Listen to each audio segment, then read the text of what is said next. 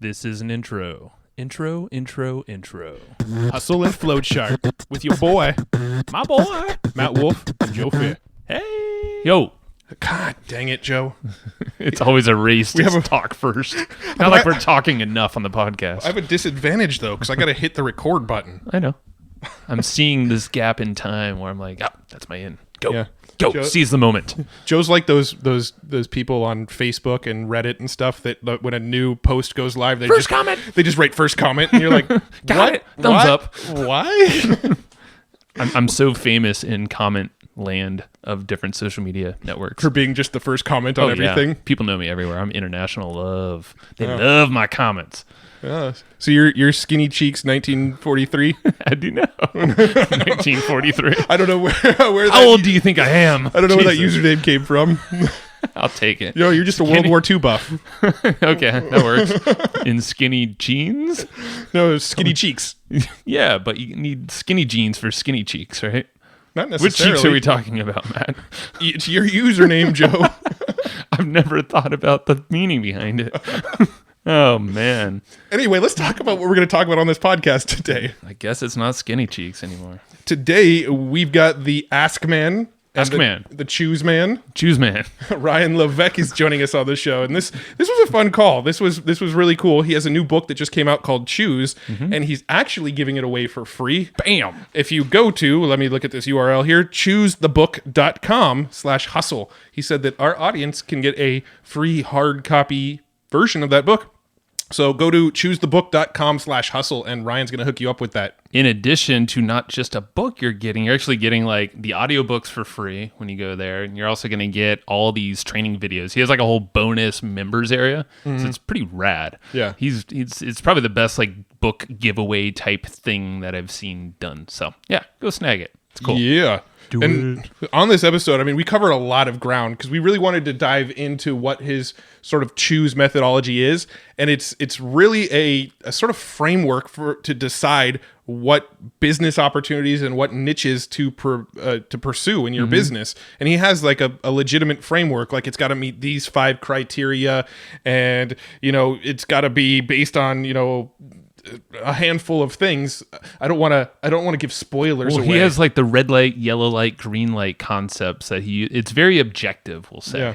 He has like a system to this whole thing, and he lines out exactly how to do a lot of that stuff. Yeah. Obviously the book dives like super deep into it. You know what my 2 favorite parts of this interview are? Yes. No, I don't. Go for it. My first favorite part of this interview is when he explains how picking your niche is sort of relevant to stock trading and like technical analysis of stocks. Yeah. I felt that analogy was really cool when he explained it. I kind of got a little aha moment there. And then also when he talked about the homebrewing niche. Oh, yeah. Because we have a homebrewing We said it's business. in the book, so once we get the book, he was like, oh, yeah, there's a cheat sheet right there. Just copy that. Yeah, exactly. Thanks, Ryan. So we talk about a lot of good stuff, and he's going to help you understand exactly which business models and niches to pursue. And that's really what Choose is all about. And it's really cool because don't think it's just for you if you're beginning or for, kind of like the novice of entrepreneurship, because it's definitely can be very applicable to if you're a consultant for people who are trying to bring new products or offers into the world, or just you adding another product line. I could see where Matt and I have probably lacked in some of this due diligence in the past, and probably still currently, but that's just, we can always improve. Yeah. It's okay. So that's what we're going to choose to do. That we're going to choose to do like that. What I did there? Yeah. Yeah, that was smooth. You know what you should choose to do? I'm going to tell you about these notes that we have for you. That's where I was going to go. I thought so. But I was doing my salesy like transition. Oh. You know what you should choose? Tell them, Joe. I'm going to choose to turn on my sales voice, my used car pitchman voice. If you go to this website, tell them what they're going to get. All right. So when they go to hustleandflowchart.com/comp, C-O-M-P, you're going to get the free notes for this episode and the one previous to this, or the one after, depending on the time you get there, because it's basically free for a limited period of time, about a week. Yeah. And get the notes, because we have someone taking the notes for every single episode, so you might as well snag some free ones. Yeah. Hustleandflowchart.com/comp, C-O-M-P. They're there waiting for you, along with another episode, free notes, and make it a thing. Just check them out because they're really cool. I promise. Yes. They're not in the vault yet. They're not in the vault yet. We have not locked them away for good. Not quite yet, but be quick. Be quick because they will. All right, we should go talk to Ryan Levesque. Let's do it. Hey, Ryan, welcome to the show. What's up? It's awesome to be here. I'm pumped to dive right in. Yeah, man. So I know you've been on a tear lately with podcasts and media and all that stuff. So appreciate your time, man, with the new book coming out here with Choose. Yeah, no, it's awesome to be here. I've been looking forward to chatting with you guys and talking. And, I just want to earn a coveted place on that bookshelf behind you. That is my goal in life. I want a book on that shelf and have a permanent place. If I've done that, I've done my job. Well, you may have actually already done that because I do have the Ask book. I don't remember if I have it on Kindle or on print though. Yeah, I'm like, I know we both have that. I don't know. There it is. This one right here. Choose is on the way to my house. I know that much. So it's in transit. Awesome. Yeah, man. Awesome. That's my goal. Cool. Yeah. So I know we have a lot of listeners that have. Oh, Matt just found it. There it is. There you go. I wasn't going to sleep until I found it. Awesome. Unplanned. That could have gone terribly wrong. That could have been like, it was on the bookshelf, but it was actually didn't make the cut. So it's now in the box. Limited space over here. Yeah, we have a lot. I know everybody, they should. A lot of folks know about the ask method in the previous book, and just what that, I feel like it kind of like created a wave of fury around the whole surveying your people. Different software tools probably came from that, including, I think you have your own, right? Yeah, it led us to, on the heels of Ask, one of the single biggest holes and questions people came to us with was, this is great, love the methodology, but what tool do you recommend? And the truth is there was nothing, and still to this day isn't anything on the market that does exactly what you needed to do. So I decided to invest in a company called Bucket.io, which is a technology for building quiz funnels, survey funnels, assessment funnels, and really is a hand glove software solution for implementing the Ask method in your business. So wasn't there, so I had to invest in it, and you manifest it. Law of attraction. Man. That's it. Yeah. So I know you came from a completely different background. So for those that don't know you, walk us through a little bit of your story, the origin story that got you to this point, and then we'll take it from there. Sure, man. Yeah. So, so for me, a little bit about me. So I grew up blue collar, first person in my family to go to college. My dad worked nights our entire life, basically loading boxes on the back of a truck. And my mom cut hair in the basement of our house. And so, again, first to go to college in my family. When I got into an Ivy League school, it was like a really big deal in my kind of extended family. And so I studied at Brown and studied neuroscience and Chinese. Wow. And, being the great hope in my family, my parents expected that I was going to go to medical school and become a brain surgeon, basically. Yeah. And my best friend in college actually is a neurologist at the Mayo Clinic. So he went all the way. He went, we were studying neuroscience together. He went all the way. He's a neurologist now at the Mayo Clinic. But I knew it wasn't for me. I didn't know what was for me. So after college, I worked on Wall Street. I worked in investment banking, and still had this interest in Chinese that I wanted to pursue. So moved from New York to China and lived in China for about 5 years with my wife, and was working for the insurance company AIG, basically opening up sales offices around the country. And it was around this time that I kind of had what I call my quarter life crisis, where I kind of woke up one day and just said, wait, time out. Like, is this it to life? And at that point I had, I was working a good paying job, and I kind of had this moment where I felt like there was more inside of me. I felt like there was more to give. I felt like there was more that I wanted to do. And I just kind of had this moment where like I flashed my life forward, and I saw myself and my boss, who was close to retirement age. He had worked in the insurance industry his entire life. He was the president of China for AIG, so huge responsibility. Sure. And I said, if I keep doing what I'm doing, that's who I'm going to be. I'm going to be that guy. And I have a ton of respect for for that man. But I saw my life and I said, that's not my life. And I ended up writing this crazy, like 20-page letter to my mom that my editor like forced me to publish it in Ask. It was never meant to like see the light of day. Very embarrassing, vulnerable letter that I wrote to my mom, basically saying what I'm telling you, but in much more sort of emotional detail. And it was around that time that this is 2008. Mm-hmm. It was around that time that the world financial crisis hit. And one day I woke up, went to my office and found the Wall Street Journal Asia edition on my desk. And the headline read, AIG to file for bankruptcy. That was the moment that I discovered that the company I was working for was about to go out of business. And it played out a little differently. The U.S. government ended up bailing out AIG and a few other companies, but this is when Lehman Brothers and Bear Stearns and all these companies basically ceased to exist. Mm-hmm. And I called my wife that day and I said, "Honey, I've obviously been talking about starting a business and doing my own thing for a while. I think this is the sign I've been looking for." And literally that day, guys, I wrote up my resignation letter, printed it up, signed it, ran to my boss's office because I was so afraid I was going to lose the courage to do it, and gave it my 2 weeks notice. Wow. I sold everything that I owned. This is in Shanghai. Sold everything that I owned, moved in with my wife. It sounds like, well, why would you move in with your wife? She was in grad school in Hong Kong. So we both went to college together at Brown, lived in New York together where she went to grad school. Then we moved to Asia together, and she pursued a PhD at Hong Kong University. I'm in Shanghai, so I sell everything that I own, move in with her in student housing in Hong Kong, in our mid to late 20s, and started our first business. Wow. And that's kind of how it all began and how it all started. Now, was the first business, if I remember correctly, wasn't it something like a Scrabble tile necklaces or something along those lines? You nailed it, man. Yeah. You said it, not me. That was good. I could hook you up with a gift if you'd like. You still got him. It's funny. So it was, you're exactly right. It was the first niche, and I talk about this in Choose. And everyone wants to know, like, how did you get into why Scrabble tile jewelry? Like, that's the most random thing ever.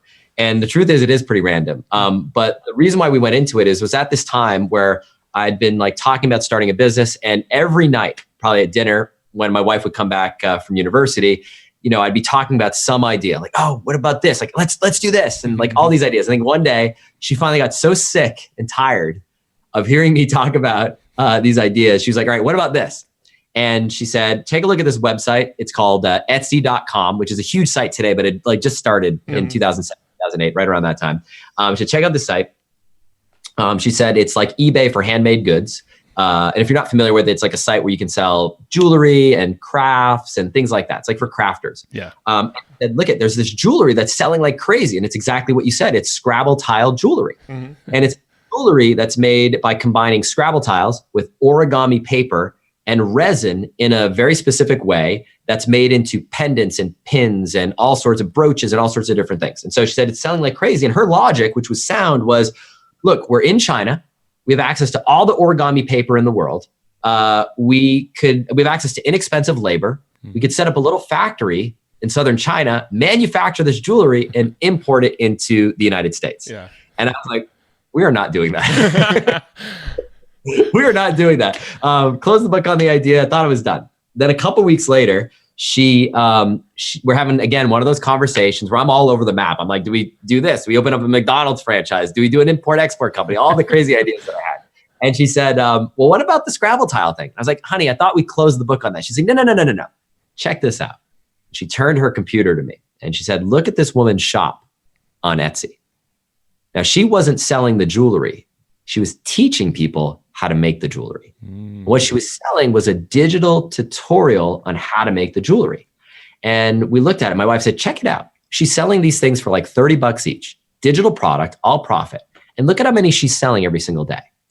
See, on Etsy, you can see a person's sales history. It's just like eBay. So you can see how many products someone sells today, yesterday, the day before that. So she just went back for a month or two, and we found that this woman was selling on average like 30 copies a day. Wow. Of the thing. And we did the math, and it's like, that's like 10 grand a month. And it's like all profit selling this little tutorial. So my wife bought it and she's like, I think I can learn how to make this jewelry.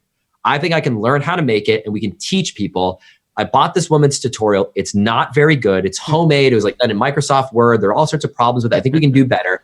And so that's what we did. So we created this guide, started selling it. This is the first thing I ever made any money doing online.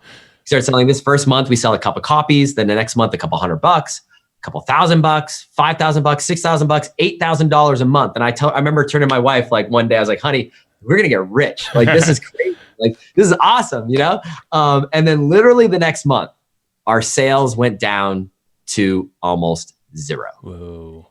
And at this point, I quit my job. My wife's in grad school. She's not making any money at all. We're living in Hong Kong, which is one of the most expensive cities in the world. And we've basically run through most of our savings at this point. And we look at each other and say, oh crap, what do we do? And my wife said, well, I'll finish my program. She finished her program and she said, I'll get a job. And she got a job as a museum curator, which is what she went to school for, as a museum curator in Brownsville, Texas, which if you're not familiar where that is, it's on the Texas-Mexico border. Wow, down south, yeah. Super south. It's a historically important trade path between Mexico and the United States. But we moved and lived in the poorest zip code in America. And that's not an exaggeration. It is the poorest city in America. Oh, wow. And we lived in the poorest zip code in America. We had a tiny little, my wife in that job was making $36,000 a year. We didn't have enough money to ship our stuff back from China. So we had to donate and sell everything that we owned. We had one suitcase each, moved back to the States and basically started over. Wow. We had a 500 square foot apartment, bars on the windows, a mattress on the floor, 2 lawn chairs. That was our living room furniture. And we got those lawn chairs when we opened up our bank account in the US. That was like the gift. Oh my God. Wow. Like the soccer chairs, like that you sit on the side of the, we got one of them, but my wife's a good negotiator. So she asked for 2. So we got 2, one for each of us.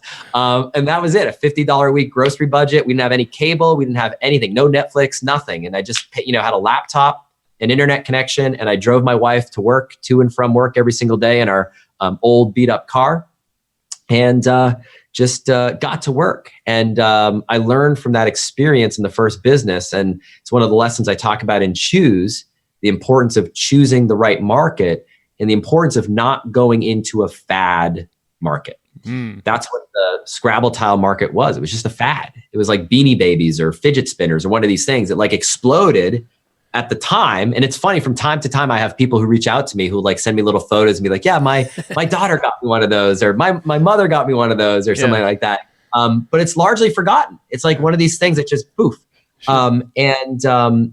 I learned the importance of not going into a fad market. And it's one of the first lessons I talk about in Choose is what I call one of the 5 market must-haves. And the first market must-have, one of the factors you want to be looking at when you go into any market. And it's something I learned from personal experience. It's something I learned studying not only the 23 niche markets that I've gone into in the last 10 years, but the markets my clients have gone into, our students have gone into, and looking at the factors that separate those markets that were successful from the ones that weren't. It turns out that there are these 5 market must-haves. And the first market must-have is what we call going in an evergreen market. Now, an evergreen market, in contrast with the fad market, the Scrabble market, is one that was relevant 50 years ago, and it'll be relevant 50 years from now. So things like insurance, like all these like foundational types of things. Okay. Exactly. Things that are, been around forever. So like the example that I'll share is the next market I went into, which is, so I started, looking into, I said, all right, if this Scrabble tile thing is a hobby that lasted like 5 minutes, well, what are the hobbies that have been hobbies forever? Like, what are the things that people have been doing forever? And I started doing research and came to find that the oldest hobby in America, the thing that's been around forever, and it's the number 1 or number 2 hobby in America and has been for close to 100 years, it's gardening. Okay. I was going to guess fishing. Yeah, fishing or something outdoorsy. Yeah. That something like 100 million Americans consider gardening to be a hobby. Now, of course, it takes different shapes and forms. There's urban gardening, and then there's herbs, and some of it's vegetable gardening, and so there's different forms. But gardening, in some way, shape, or form. The other main hobby is reading, by the way. So it's reading and gardening, number 1 and number 2, for anyone who's curious. But so I started looking at gardening, and I started looking at sub niches within the gardening market. And I was making a big long list of possible niches, and on that list was a market that came to mind. The market of orchid care. And the reason why orchid care, as in caring for the flower, orchids, came to mind is because when we lived in China, my wife asked me to buy a bunch of orchids for the apartment. We did. And literally within a week or two, they all died. Yeah, they're pretty easy to kill. They're hard to keep alive. Yeah. Exactly. And so I was like, all right, well, if we had this problem, probably other people have had this problem too. So it's just one of the ideas on the list. Yeah. And it sort of passed all the other tests that I learned to be important. And so went into the orchid market, applied the ask method. So went through what's now come to be known as the ask method to understand that market at a deep emotional level, understand the buckets that exist in that market, the different groups or segments of customers in that market who have different needs, wants, and desires, and then grew that business from nothing to $25,000 a month in 18 months. At that point, we had the confidence for my wife to quit her job. So she quit her job. We moved from Brownsville, less than a mile away from the Mexican border, up to Austin, Texas, which is where we've been for about the last 10 years. Grew that business to $500,000 a year. And in contrast to the Scrabble market, that orchid market, that business that we built over a decade ago, 10 years later, still continues to pay our living expenses to this day.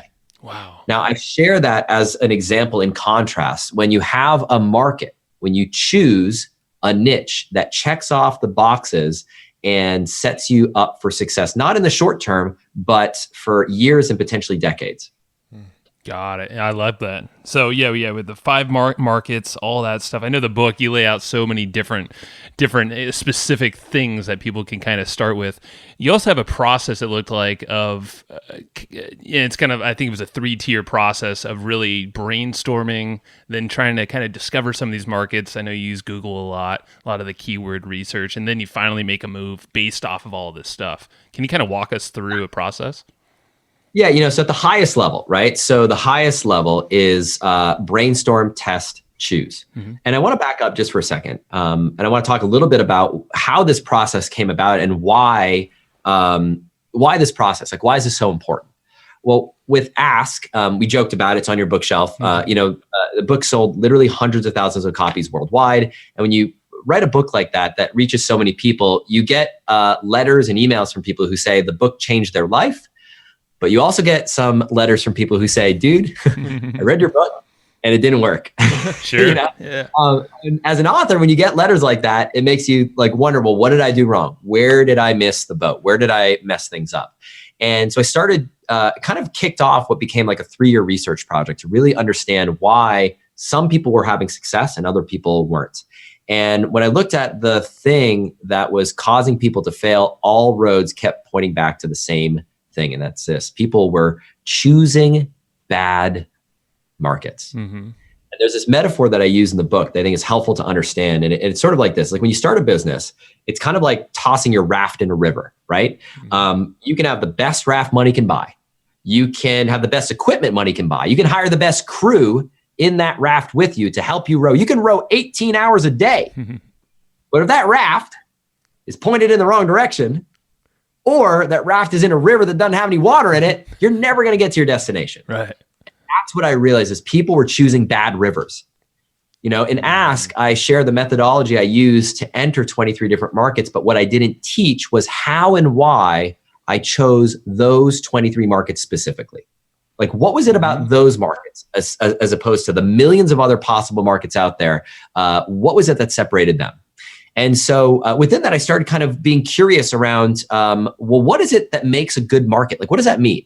It's easy for the 3 of us to say, choose a good market, right? Choose a good niche. But what the hell does that mean exactly, right? And I got that question out all the time. Have I chosen a good market? And so I didn't know how to answer that question. And so I started looking at first the 23 markets that we've gone into. And candidly, some have been more successful than others. And so I wanted to know what was it that separated the ones that were home runs versus the ones that were not as successful. I then did the same thing with our students and our clients and looked at our most successful students. What was it that separated them from everyone else? And what I discovered in that process is that there are 7 factors, 7 tests to determine if your market is a green light, meaning proceed, a yellow light, proceed, but watch out, there's some red flags and you may want to be careful, or a red light, meaning you do not want to go forward with this thing. You want to start over. Yeah. So with that as the backdrop, to answer your question that led this off, the process is to brainstorm, test, choose. Brainstorm a list of possible market ideas, possible business ideas. And I take people through in the book a number of exercises to do that. Then once you've come up with those ideas, run them through these tests. And you run them through these tests in such a way that if something doesn't pass the first test, that's it. You can just cross it off the list. Yep. But if it passes that first test, you move to the next test on the list. And then when you finish that testing process, you're left with a handful of possible ideas. And then it's the process of choosing. How do you choose which one is right for you based on the final list of candidates that you've arrived at after this process? So at a 30,000 foot level, that is the process in a nutshell. And it's predicated on actual results. It's predicated on not theory, but what I and my students and my staff and my team, what we've seen actually work in the markets that we've had experience in. I love that. And it reminds us, reminds me of a conversation we had with Todd Herman just a few days ago, and how, he deals with a lot of people in the sports market, whereas if it's entrepreneurs, there's really no boundaries. Like everybody thinks, I could just do whatever you want. Well, you can, but the problem is there's a lot of avenues and rivers, like you were saying, that are total red lights and you would never know maybe when it's too late. And it's funny because we talk to a lot of successful people on the show and just in our network, and they're not going through a systematic process like this. And still, it's going to hurt you even more, I would imagine, at that level, rather than just starting off, where you're kind of scrappy and maybe not putting that much money into it. No, I was saying, the thing that comes to mind when you said that immediately is what's interesting is I personally, I'm a very risk averse entrepreneur. I am not like your classic entrepreneur who, goes all in, throws caution to the wind. And I was very reluctant. I needed that kick in the pants of my company, AIG, about to go bankrupt to give me the fire under my butt to start my own thing. And I think there are a lot of people, at least in my world, that their situation is as follows. They're not living in a cardboard box on the side of the road. Their life is good. It is fine. But there is this fear. People are afraid of screwing up their good life in order to go after what they really want. In other words, people are afraid to give up good in order to go for great. And the reason why I wrote this book is because I know there's so many people out there that are afraid to go all in. I know for me, I'm willing to do the work. If you tell me that if I climb this trail, I'm going to get to the summit, I'm going to get to the top of the mountain, I'm willing to do the work. And I think most people are like that. They know if they say, okay, you're telling me if I climb this trail, if I walk this path, I'm going to get to the top, I'm willing to do it. But what scares people is when they get to the bottom of the mountain and they don't know if the path is actually going to get them there. Right. It's the space in between. This process is designed to help you have clarity and confidence that the niche, the market, your business idea is one that is set up to succeed. In other words, it's not one that you're just going to invest time and money and energy into and spend months or years of your life and find out that it's a path that was never going to take you to the top of the mountain. Right. It's just a path that's going to keep spinning you around in circles at the bottom, right? Nobody wants that. And so that's why I wrote this book. And that's why, I think for anyone who's in that situation, this process can help you in a huge, huge way. Got it. I love it. Yeah. And it sounds like it could be applied to any kind of entrepreneur. It sounds like, even if it's someone who's never had a beginning, just totally fresh, to someone who's been in it for 20 years. Yeah, well, it's similar problems all the way. It's just the extremes of those. Well, that's what one of my next questions was going to be. You know, let's say somebody's already in a market. They've already picked their market. They've already kind of established. They're already kind of going down a path, and maybe they're listening to this, going, you know what, the market I'm in, maybe that's not so evergreen. Maybe telling people about Pogs isn't like the best path forward. You know, like maybe they're in a niche that's. That's a good one. I gotta get my slammer out, man. What advice would you give them? Would you tell them to start shifting into different niches and start kind of working on a backup plan, or, you know, where does somebody go from there? Yeah, you know, so people tend to be in one of two situations. Situation one, you've got an existing business. You may be listening to this right now, and if your business, if it feels like you've been paddling that raft against the current, and you've been busting your butt, and it's like, gosh, I'm working so damn hard and I'm not getting to where I want to go, chances are you may be in a yellow light or red light market. And the good news is that sometimes all it takes is a slight shift, a slight pivot, a slight tweak in your direction to turn the thing around and have that current at your back.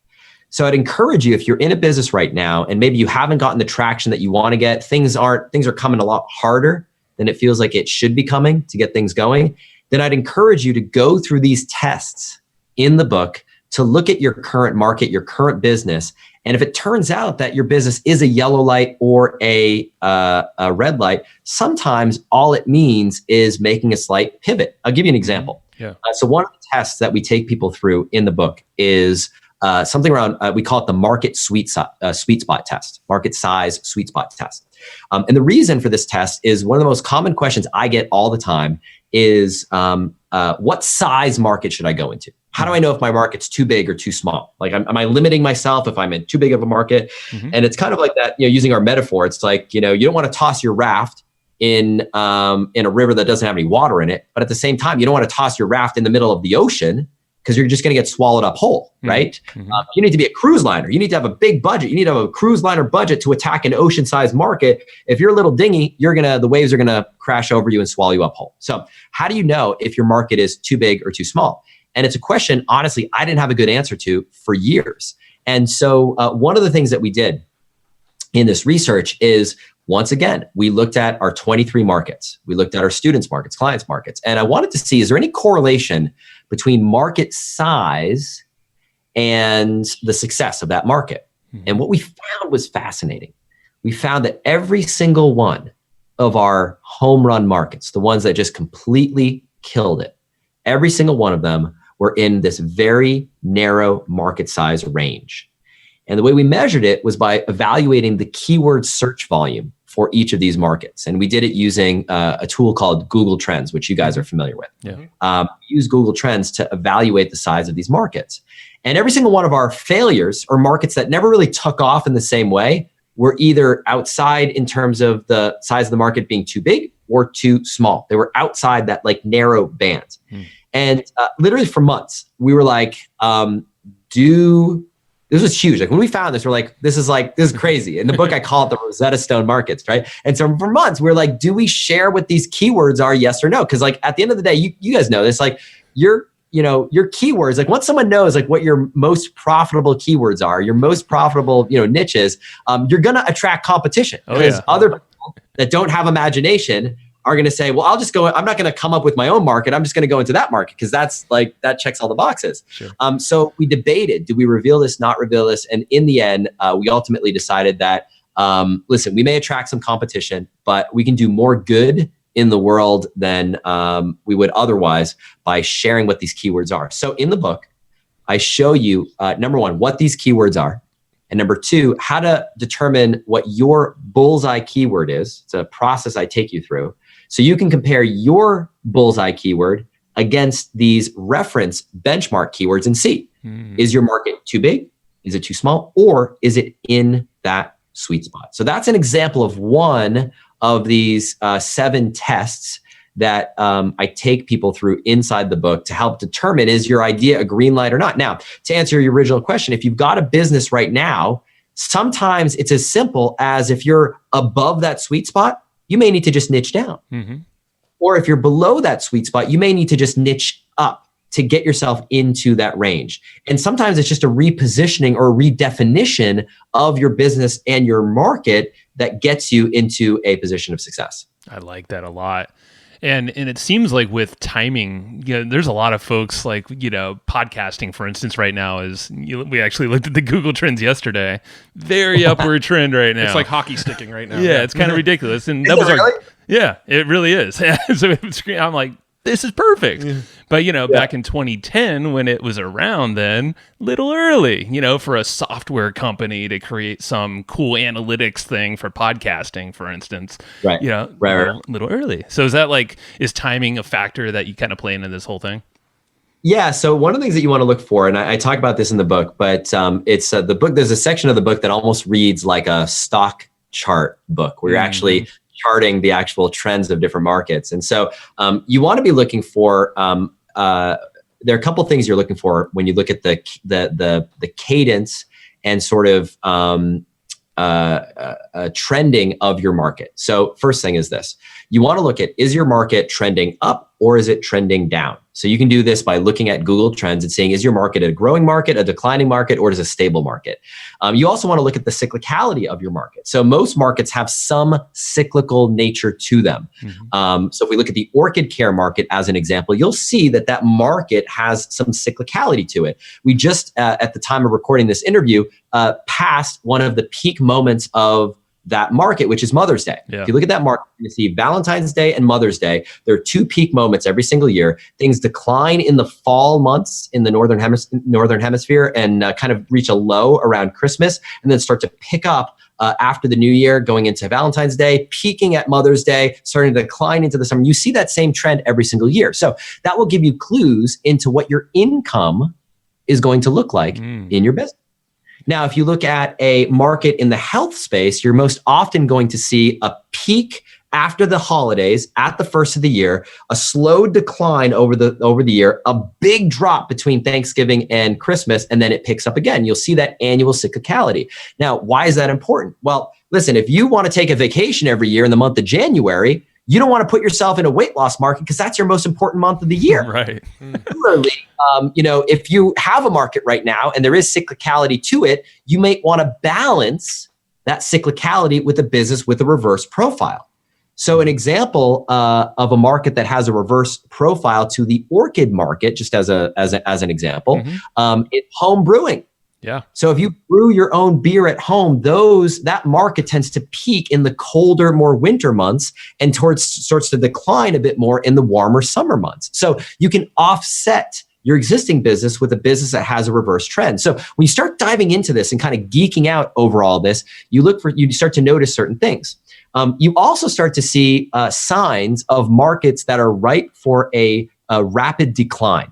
So we talked about the importance of not going into a fad market. And I mentioned one of them offhand. If you go to Google Trends and you look at fidget spinners, take a look at fidget spinners. What you're going to see is nothing, a sharp spike into the heavens, followed by a sharp decline back to nothingness. And when you see these sharp rises like that, and that's the thing that I would be keeping an eye out on podcasting, you see these sharp rises like this, you need to be careful.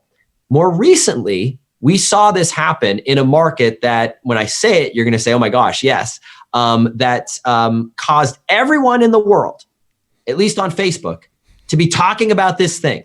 And that thing, Bitcoin? Of course, was Bitcoin. Nailed it. Yeah. Bitcoin, right? I mean, there was a time not that long ago where you would go on social media, go on Facebook, you could not turn the corner without someone talking about Bitcoin and how Bitcoin's going to go up and it's going to go to, $100,000, whatever. And then people building courses and podcasts around Bitcoin and membership sites and exchanges and all these things. And Lamborghinis, lots of Lamborghini talk. Oh my God, yes. Yes. 95% of those people are not doing anything with Bitcoin. Yeah. They're doing something else. Why? Because the market spiked up, and you can look at the Google Trends. It's directly in line with when the price of Bitcoin skyrocketed to the moon. I think it was at the end of 2017. Sounds about right. Yeah. spiked up to the moon, fell off a cliff, and you can see the search volume did the same thing. Yep. Yeah. So when you have a market that is a breakout market like that, you need to be careful because oftentimes it's unsustainable and it's a sign that it's a market that's going to pop. Yeah. And so what I'm looking for is what I call metronome markets. These are markets that just tick along every single year.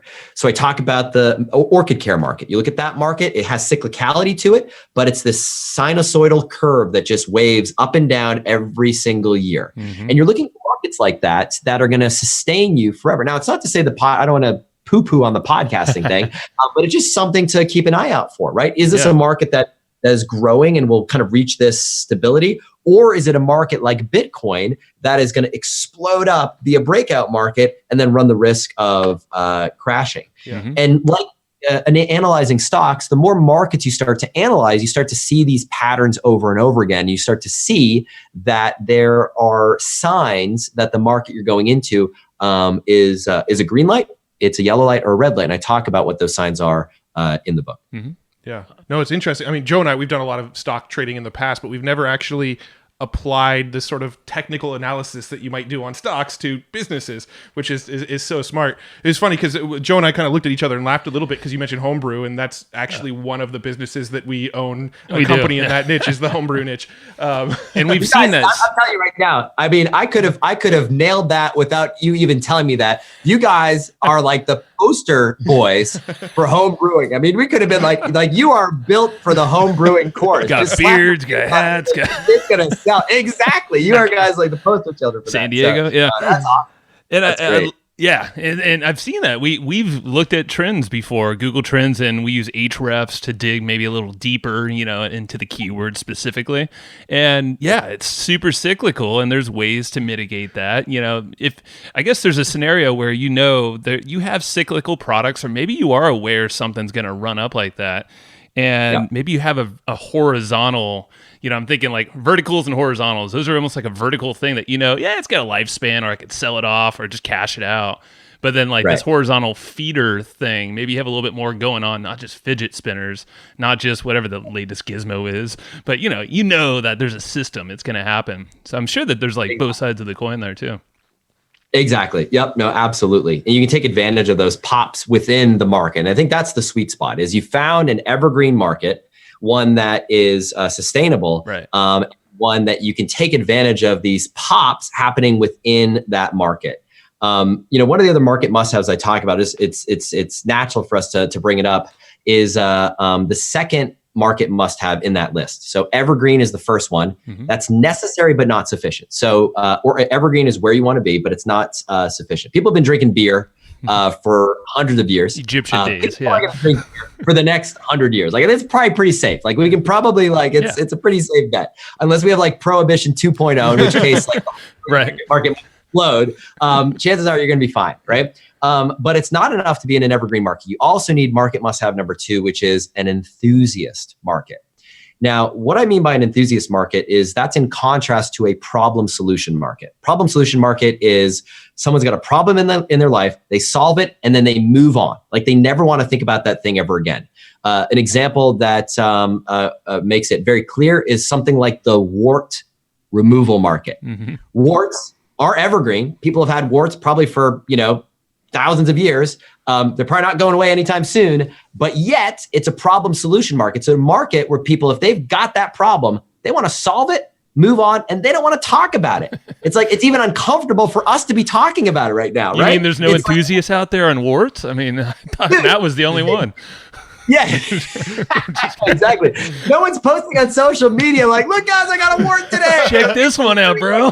Duck face wart hand. There's no that doesn't exist, right? It's not happening. One day. There are no Facebook groups. There are no one's signing up for an email newsletter on wart enthusiasts. It just doesn't exist. Yeah. Now compare that to a market like the dog market. If you've got a dog, you're basically signing up for the next 10 years of your life to be a consumer in that market. And I know this because last year my wife convinced me to get a dog. We got a dog for home protection purposes. She is a menacing 4.5-pound Chihuahua rescue that they found on the side of the highway. that we brought into our home, mainly to scare off would-be burglars. And so she's 4.5 pounds. And I'll tell you guys, we spend more money on this damn dog than anything that I can ever remember bringing into our home. The doggy toys, the doggy treats, the doggy food, the doggy clothes. When it's cold, she needs a doggy sweater, the doggy bed, the doggy this, a million things. And there's no end. Yeah. Now, the big difference, the differentiating factor is in a problem solution market, you have to constantly chase after getting a new customer.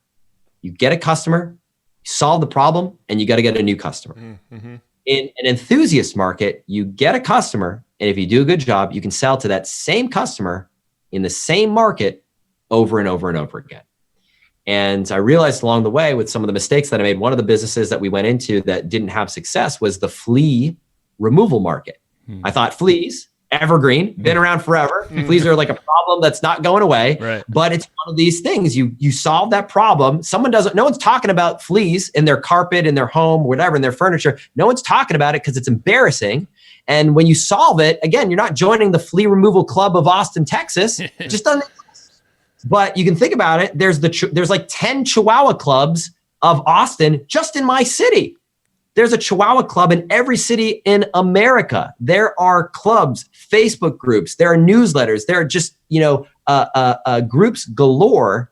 And that represents a market that is an enthusiast market. And that's the type of market you want to be looking at. Home brewing is a great example. I talked about the home brewing market in Choose. Oh, good. Well, I'm looking forward to getting that book because we will probably follow whatever advice you give us in that book. Definitely. Yeah. I love it. Yeah, it's just I just love that knowing these factors, and there are many factors, and the 5 key ones that you were saying. You can kind of mold. Maybe, if you're just in it for a quick win, or if you're just starting off, it's a great way to learn. If maybe it's a solution aware, and you're only just going to get one customer each time. It's not going to go mainstream, but it's a good way to kind of play with these markets and figure out how to bridge the gap between them. If you can connect all of these, I'd imagine you're onto something interesting now. Now, totally, absolutely. Yep. Do you have? How does it look like? Do you buy and sell businesses yourself personally, or do you have kind of thoughts? I did a little bit of that early in my career, and really, my path kind of was as follows. I launched 3 businesses on my own. Scrabble Tile one, the Orchid Care one, and then my next business was Rocket Memory, teaching people how to improve their memory. Truthfully, the reason why I started that business is because my parents wouldn't get off my back about not using my neuroscience degree. So I had to do something that was related to the brain. So I went into the memory improvement market. And then after that, I started partnering with people in different niches that either had expertise in that market, experience in that market, a business in that market, to go into those different niches. And along the way, learned a lot of things, was involved in the acquisition of a few businesses, the sale of a few businesses. But for me, what I realized, my passion, the thing that I became really good at, and the thing that I enjoyed the most is really what I talk about in Choose and Ask. And that's the process. The process of identifying a green light market. It's like, Warren Buffett, where he's thumbing through, annual reports of all these companies, and then finally finds one that checks off his investment criteria, and he goes all in. Right. And I feel same kind of rush when I'm doing that, going through all these different niche markets and studying them and looking at them. And when I find one that checks off all the boxes, it's like this jackpot, ding, ding, ding, ding, ding, ding, ding, kicks off. And I'm like, this is a huge opportunity. I've got to find a way to get into this market. Yeah. And then the process of once I choose that market, or you choose that market, to go in and then ask the questions to understand that market at a deep level. I talk about some of the markets that I've had experience in and been successful in. One of them is the golf market. So that's one of my markets. But here's the thing. I've made literally millions of dollars in the golf market, and I don't play golf. I love it. I don't play golf. And I share that story because I think a lot of people think that in order to be successful in a market, that you need to be the expert yourself. Like you need to be, you need to be the world's foremost expert in home brewing or whatever. But one of the things I talk about in Choose is that it's something one of my mentors shared with me, and I'll share it here. And it's remember this: to the 4th grader, the 5th grader is a genius. And I know this firsthand because I've got kids now. And my older son, who's 7 years old, the 9-year-olds that he hangs out with, like they know more about the world than I know about the world. It's like the gods. Yeah. Yeah, they're gods. But adults are the same way. Like you can be nothing more than a learner teaching other learners. I learned this myself back when I was at Brown. For 2 years, I was a neuroscience instructor in Neuro 1, which was the Introduction to Neuroscience course at Brown. And I did it as an upperclassman, and I led a section, meaning like a weekly section of the course for 2 years. And I sure as hell did not know anywhere near as much as our professor.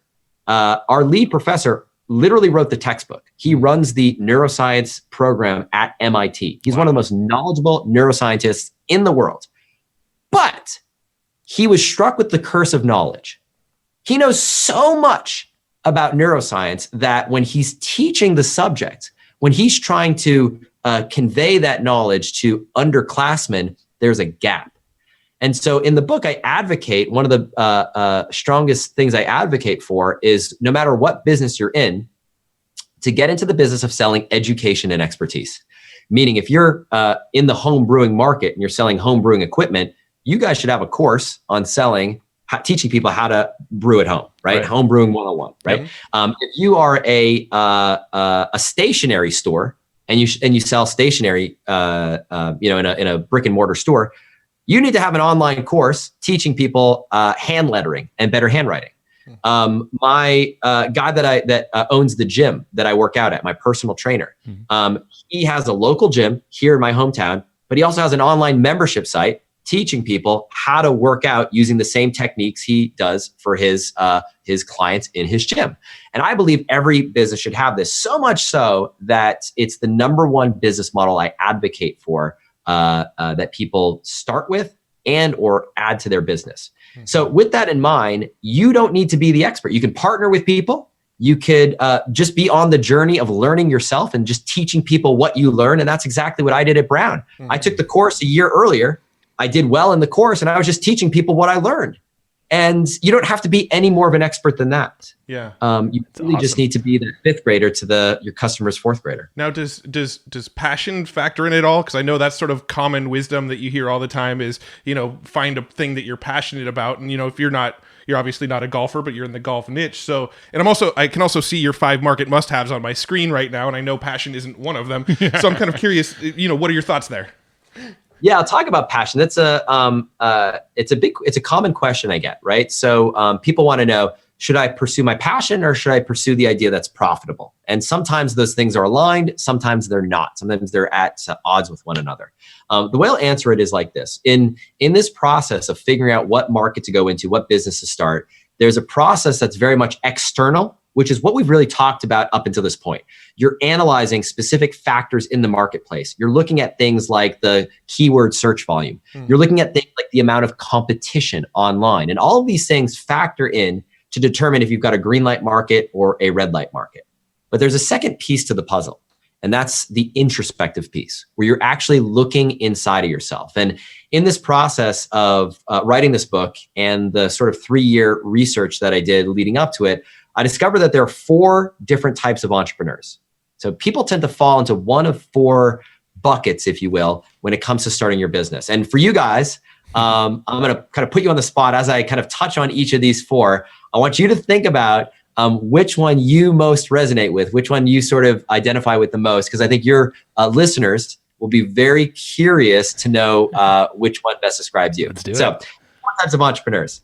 First one is what we call the mission-based entrepreneur. Now, mission-based entrepreneurs are the type of person that have a cause that they would die on the hill for. In other words, they've got some wrong that they want to make right in the world. I talk about in the book, Christy Kennedy. Christy is a mom. Her son is autistic and was bullied in elementary school. And so, as a mom, she had to do something about it. She had to go talk to the principal and do something about it and get involved. Well, before you know it, she decided to make it her mission to eliminate bullying from her son's school, which then led to eliminate bullying from the school district, which then led to building a company that's now worked with thousands of schools and school districts around America, eliminating bullying from their schools. Wow. And it all started because of this mission that she was really drawn to. Now, not everybody's wired that way. Not everybody has like this mission that they're really drawn to. Some people do, but not everybody. In contrast, you also have what's called the passion-based entrepreneur. And this is why I'm going down this road to answer your question around passion. There's some people that are very much drawn to making their passion their vocation. In other words, they've got something that they're super passionate about. Like in the book, I talk about Charlie Wallace. He's a guitarist, traveling musician, loves the guitar, wanted to find a way to make the guitar and playing the guitar and learning the guitar the focus of his business. And he built a very successful business teaching people how to play guitar online. It's a business that's grown to over $2 million a year that he started from scratch. Now, he's an example of someone who's taken his passion and transformed it into his vocation. Now, the difference between those two, it may seem like, well, what's the difference? Mission-based entrepreneurs are the type of people who want to move people away from something negative. Passion-based entrepreneurs are the type of person who want to move you toward something positive and that which they love. But not everybody's wired that way. You got mission-based, you got passion-based. The third type is the opportunity-based entrepreneur. There's some people that are just wired in such a way that they look around and they're constantly saying, how is it that nobody's created a solution to this? They look around, they're like, oh my gosh, I've got an idea. And they just sort of have this radar that's always up. They're kind of the entrepreneur in the most classic sense of the word. Now, you've also got a fourth type, which is actually my type. So spoiler alert, anyone curious, my type is the fourth type, which is called the undecided entrepreneur. Now, the undecided entrepreneur is the type of person who knows they want to be their own boss. They want to start their own thing, but they just have no idea what that thing is going to be. And for that person, in the book, I recommend doing what I did, which is to start with what's called a practice business.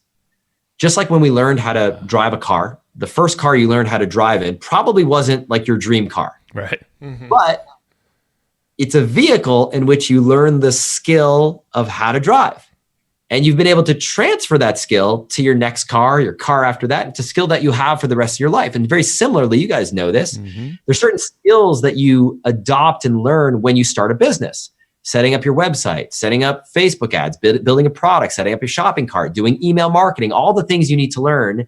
And if you relieve yourself of the pressure of having to find that forever business, take that pressure off your shoulders and that anxiety associated with that, and just start with the practice business, you can relieve yourself from focusing on the outcome and instead focus on the process. So with that in mind, we got four types of entrepreneurs. I'm curious, of those four, if you had to pick one, if there's one that maybe resonates more with you than the others, or maybe it's a combination, do you think you're more mission-based, passion-based, opportunity-based, or were you undecided when you were first starting your business? So when you when we were first starting, is that the criteria? Well, go ahead. Whatever comes to mind. My gut was like the whole way through, I was like, shit, I feel like I can relate to all of this because I have, the mission thing pops up when I'm like, okay, made enough money. Well, I want to do a bigger thing. And that we definitely have that. I'm undecided personally. I would say, the undecided thing is definitely like for me, because when I think about it,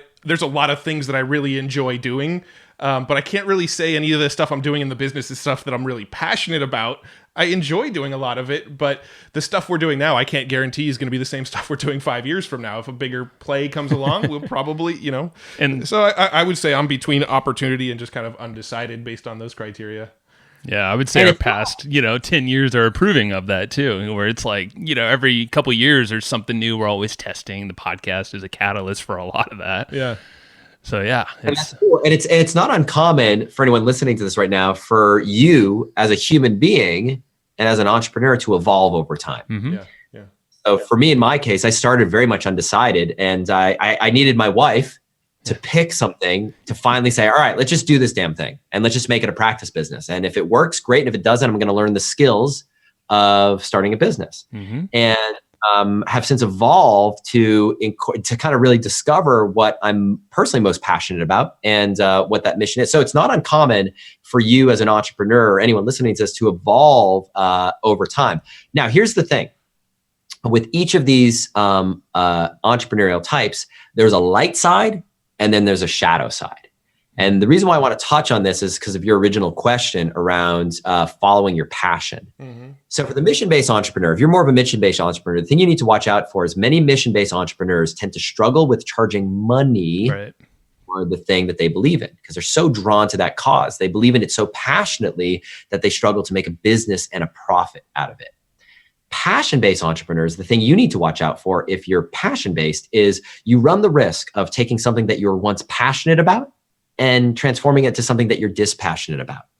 Because if you love watercolor painting or gardening or playing the guitar and suddenly it becomes your job, it's not that much fun anymore. Right. No. Now, if you're an opportunity-based entrepreneur, the thing you need to watch out for is that you don't wake up one day, 10 years later, and look back and say, why the hell did I spend the last 10 years of my life doing this? You may have filled your bank account, but you've left this real empty sense inside. And if you're undecided, the thing you need to watch out for is that you don't constantly swim in that safe swimming pool of talking about that next big thing you're going to do, or living in fear of failure or analysis paralysis. So there's a shadow side to each of these that you want to be aware of and make sure that you are cognizant of it. So that way, when you are making that all important choice and choosing in your business, you're choosing something that's not only going to fill your bank account, but it's also going to fuel your soul at the same time. No, and for anyone who's curious, if you're not sure what type of entrepreneur you are, what type of business you should start, based on your lifestyle goals, your personality type, there's actually a free assessment that I take people through in the book, and anyone can do it. You don't even have to buy the book. If you go to choosequiz.com, I'll take you through a series of questions to help you identify not only what type of entrepreneur you are, but what type of business you should start that's going to fit with those lifestyle goals, your personality type, if you're more introverted, more extroverted, the type of entrepreneur you are, and a number of different factors. Perfect. Thank you. And we'll link that in the show notes. And also, I know you guys have a URL you guys made for us to grab Choose, your book. And I believe that is choosethebook.com/hustle. And, that's right. Yes. Yeah. Yes. I want to do something super special for you guys because you guys are awesome. You're in the home brewing market and you're doing some great things. And I wanted to say thanks for really doing this interview. So what we've done is this: you can of course buy the book anywhere. You can buy it on Amazon. You can buy it at Barnes & Noble. It's $24.99 in the United States, $33.99 in Canada. But I wanted to make a limited number of hardcover books available for free for your listeners. All I ask is that you just cover the shipping so we can ship it to you, and I'll ship it to you anywhere in the world. When you do that, I'm also going to hook you up with over $200 in bonuses as a way of saying thank you, including the audiobook. So if you're the type of person, if you listen to podcasts, if you're like me, you probably like listening to audiobooks. So I'm going to hook you up with that. Second thing I'm going to hook you up with is one of the biggest questions I get from people is, so you got these 7 tests in the book. What are examples of markets that pass all the tests? Like, what are examples of green light niches? And so what I've done is I've put together my personal list of the 25 niches I would be going into in 2019 if I had the time. These are niches that check off all the boxes. These are niches that, like I said, I would be going into. I've gone into 23 of them. This would be 24, 25, 26. This is my list. So you can use these either as go into these markets if you want, or use them as inspiration to give yourself ideas of other things that you might want to go into. I'm going to hook you up with that, plus a whole bunch of other cool stuff, over $200 in bonuses. Just pay a few bucks shipping and handling, and I'll ship you a hardcover copy of the book anywhere in the world. And I think you said the link that we've set up is choosethebook.com/hustle. And being honest about this, we only have a limited number of copies here in our office that we can do this for. So we've set a few aside, first come, first serve, and would be happy to do this for anyone who's interested to dive in further. Thank you, man. We'll link that up as well. And yeah, after I bought the book, I hopped into the bonus section, and that thing is pretty badass. And yeah, like you said, I love the fact that not only the audiobook's there, because I'm always undecided which one's best for this book. You never know. But you have all the supplemental materials in there. So anybody who's listening, you actually have those graphs that you were talking about. So you're doing it right, man. Thank you. Cool. Well, I appreciate that, guys. So once again, choosethebook.com/hustle, and also choosequiz.com. Go check those out. Thanks so much, Ryan. This has been amazing. Yeah, appreciate your time, bro. Awesome. Thank you guys so much. Super appreciate it. Thank you. All right. Thanks, everybody, for listening to this episode of the Hustle and Flowchart podcast. Before taking the time to listen, we want to give you something a little bit special.